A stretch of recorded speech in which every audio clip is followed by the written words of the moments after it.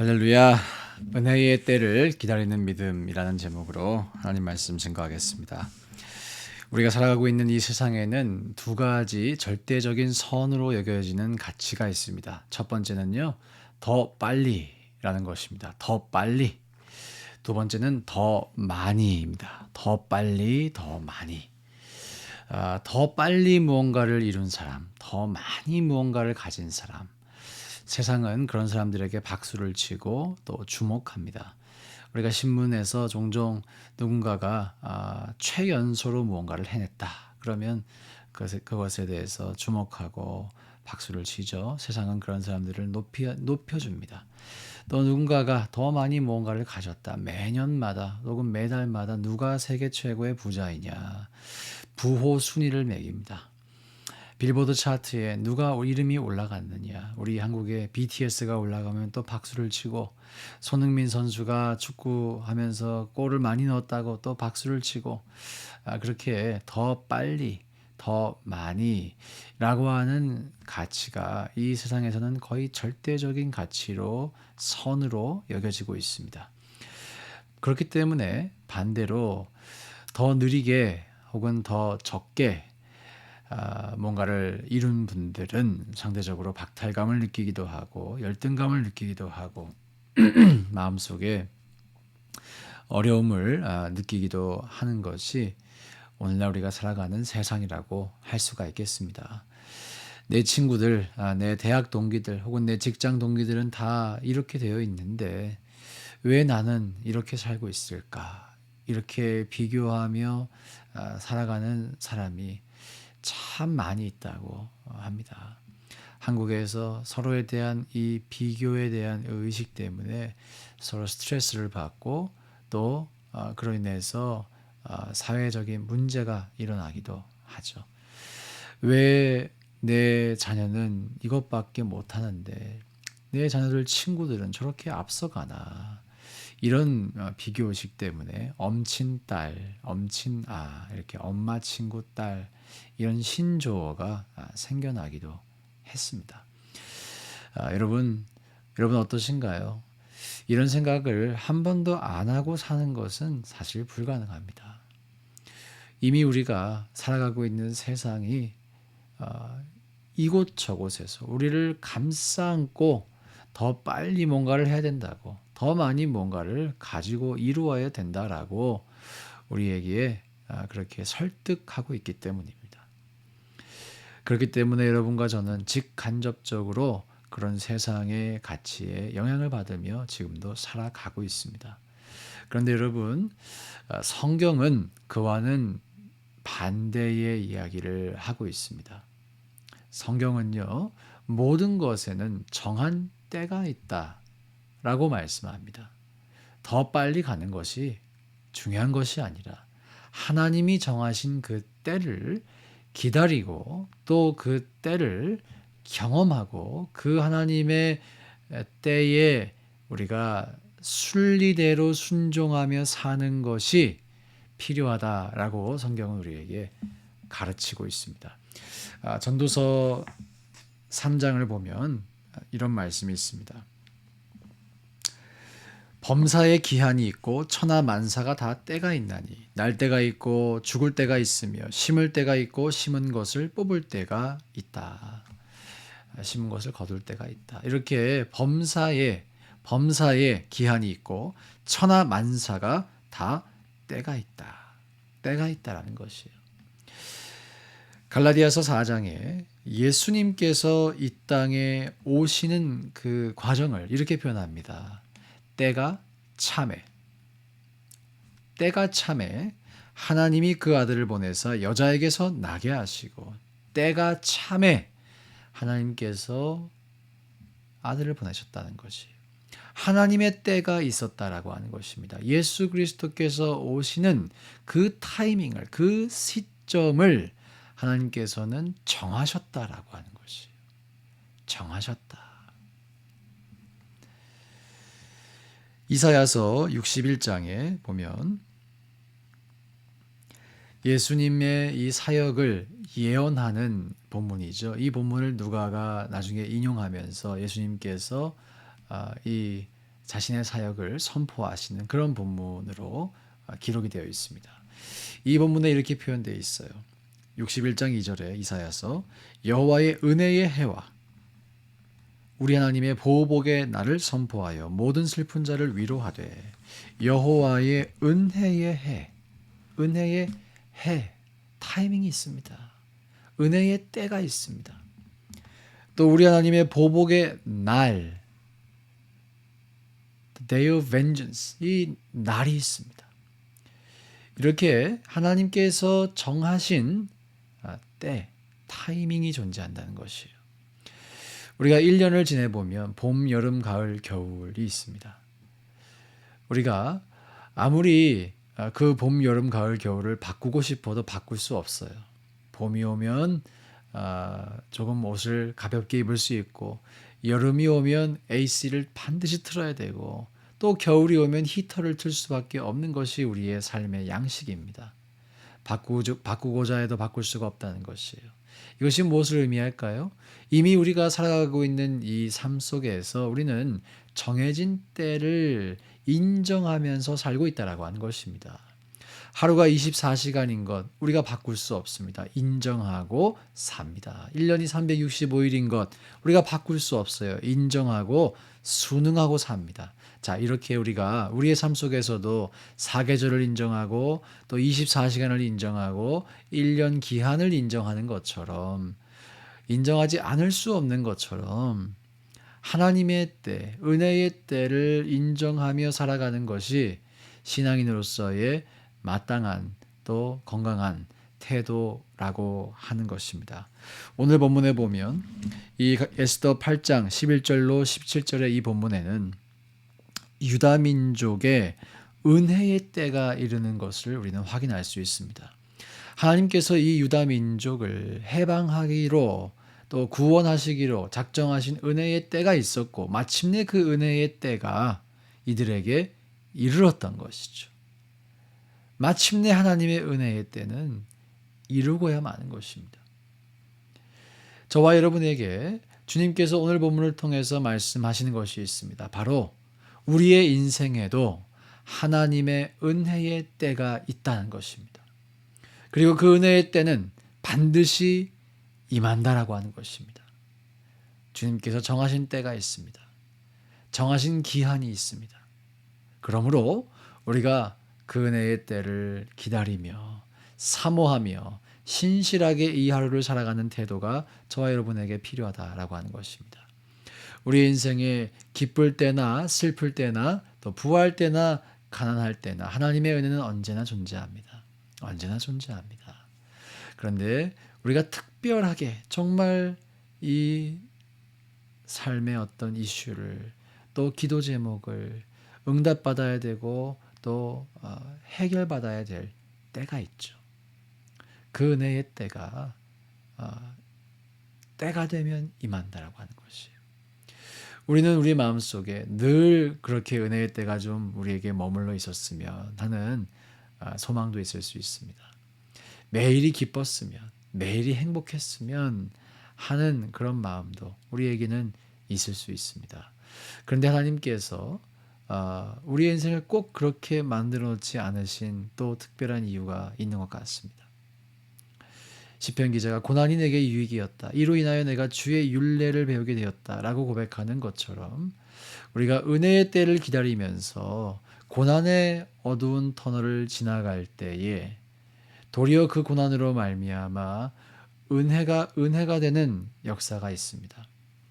우리는 고난을 겪지 않으면 은혜의 소중함을 망각하기도 합니다. 그러나 고난이 우리의 인생에 있으면 그 은혜가 얼마나 소중한 것인지, 마침내 그 은혜의 때가 이르렀을 때 이것이 하나님께 얼마나 감사할 일인지를 우리는 알고 또 그렇게 고백할 수가 있다라고 하는 것입니다. 오늘 이 에스더서에 등장하는 유대 민족을 한번 살펴보십시오. 그들이 이렇게 구원받게 되었을 때, 정말 이사야서의 표현대로 보복의 날을, 하나님께서 보복의 날을 허락하셨을 때 그들은 얼마나 하나님의 은혜를 찬양했을까요? 얼마나 주님의 이 은혜를 높였을까요?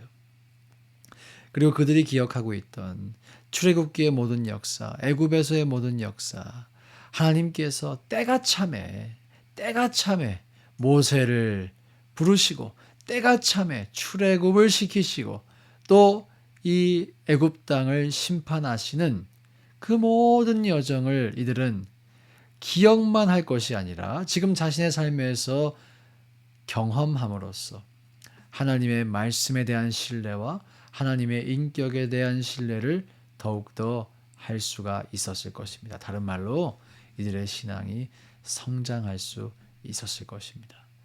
여러분, 그러므로 은혜의 때가 우리의 인생에 반드시 있고 그 때는 반드시 우리에게 다가온다라고 하는 이 믿음과 함께 때때로 우리의 삶 가운데 우리가 원치 않는 고난이 있을지라도 그 고난에는 하나님의 의도하심과 목적과 뜻이 있음을 또한 기억하고 살아갈 수 있는 우리 모두가 될 수 있기를 간절히 소망합니다. 그리고 이 에스더 본문은 우리에게 고난의 때를 지나가며 또 은혜의 때를 기다리며 우리가 가져야 할 태도에 대해서 말씀해주고 있습니다. 이 유대 민족은 자신들이 멸절당하게 되었을 위기에 처했을 때에 하나님을 원망하거나 그들의 신앙을 저버리지 않았습니다. 도리어 하나님께 기도했습니다. 간절히 금식하며 기도했음을 본문은 말씀하고 있습니다. 그렇게 이들이 기도할 수 있었던 이유가 무엇일까요? 자신들의 인생에 도움이 하나님에게로부터 온다라고 하는 것을 이들은 알았던 것이에요. 나의 도움이 어디에서 오나 천지를 지으신 여호와에게서로다. 이들은 그것을 고백으로만 알고 있는 것이 아니라 정말 자신들의 삶 속에서 실천했던 것입니다. 고난이 왔을 때, 죽음이 문턱에 이르렀을 때에 그들은 하나님을 신뢰함으로 말미암아 간절히 기도했어요. 간절히 기도했어요. 사랑하는 여러분, 우리가 은혜의 때를 기다리며 이러한 태도를 가져야 할 줄로 믿습니다. 하나님을 신실하게 신뢰하는 믿음. 주님을 향한 우리의 그 마음을 여전히 주님께 고정하는 그 믿음. 저와 여러분이 그러한 믿음을 가지고 이 하루를 또 살아갈 수 있기를 간절히 소망합니다. 한번 여러분 생각해 보십시오. 그렇게 신실하게 우리가 고난 중에도 주님을 의지하고 바라볼 수 있다면 왜 하나님께서 우리의 기도를 왜 안 들어주시겠습니까? 하나님께서 우리에게 은혜를 왜 안 베풀어 주시겠습니까? 반드시 베풀어 주실 것입니다. 반드시 역사해 주실 것입니다. 저와 이 딸들이 첫째 딸, 둘째 딸들이 한번 약속을 했어요.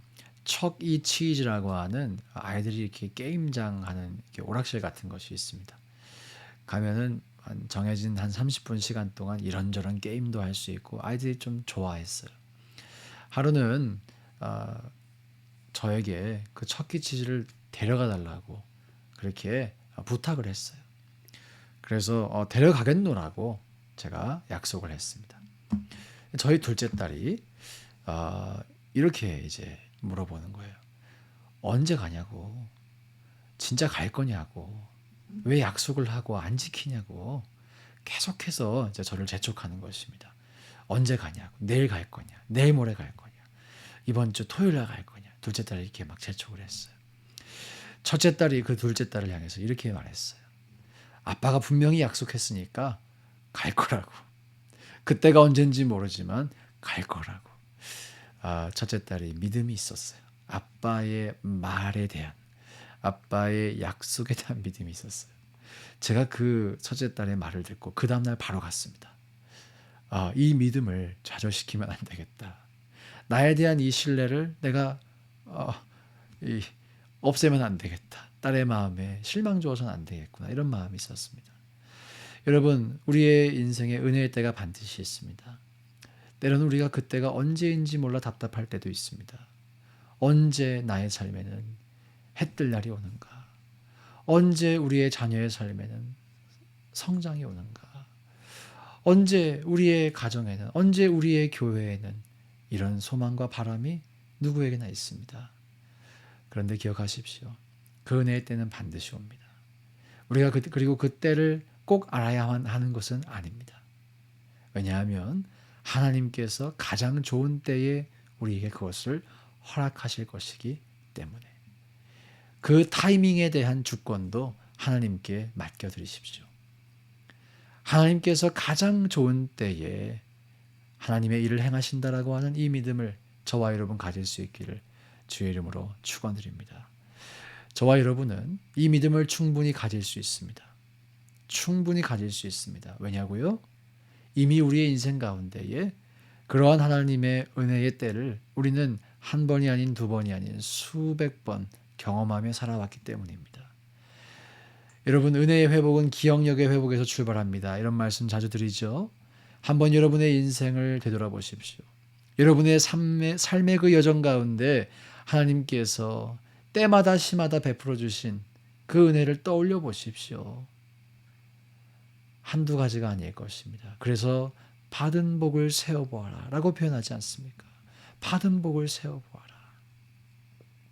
우리가 우리의 삶에 그렇게 신실하게 은혜의 때를 허락해 주셨던 이 하나님을 신뢰함으로 말미암아 정말 우리의 인생 가운데 은혜의 때가 임하는 그 축복을 우리 모두가 누릴 수 있기를 존귀하신 예수 그리스도 이름으로 축원드립니다. 여러분, 조금 늦게 가도 괜찮습니다. 조금 적게 이루어도 괜찮습니다. 하나님은 우리에게 더 빨리 가라고, 더 많이 하라고 한 번도 말씀하신 적이 없으십니다. 너 왜 그것밖에 못하니? 라고 말씀하신 적이 없으십니다.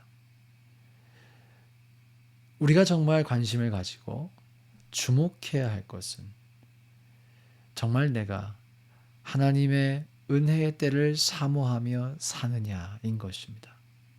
정말 내가 하나님의 때에 타이밍을 맞추며 살아가고 있느냐라는 것입니다.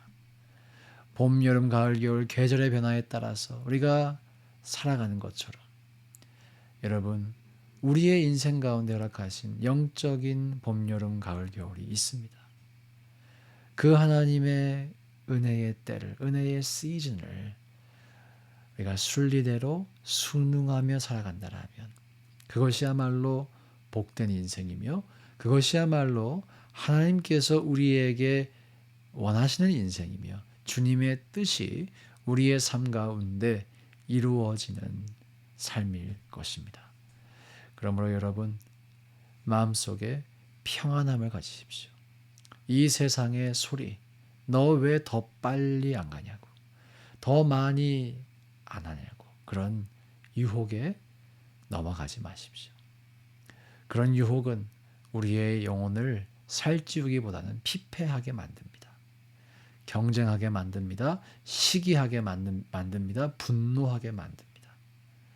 온 세상이 그렇게 미쳐 돌아갈지라도 저와 여러분은 하나님의 은혜의 때를 사모하며 그 은혜의 박자를 맞추어가며 순리대로 순응하며 살아가는, 순종하며 살아가는 믿음의 여정을 굳건하게 계속해서 변치 않고 걸어갈 수 있기를 존귀하신 예수 그리스도 이름으로 부탁드리고 또 축복합니다.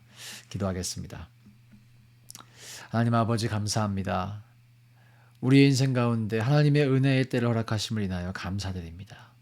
그 은혜의 때가 우리에게 오고 있음을 반드시 신뢰하며 그 때가 언제인지 모르지만 그러나 반드시 우리를 구원하실, 반드시 우리를 부흥케 하실, 반드시 우리를 성장시키실 그 하나님을 신뢰하는 믿음 우리에게 허락하여 주시옵소서. 그리고 마침내 하나님의 은혜의 때를 경험하며 주님을 찬양하는 우리 모두가 될 수 있도록 주님 축복하여 주시옵소서. 감사드리며 존귀하신 예수님 이름으로 기도드립니다. 아멘. 여러분도 승리하시길 축복합니다. 감사합니다.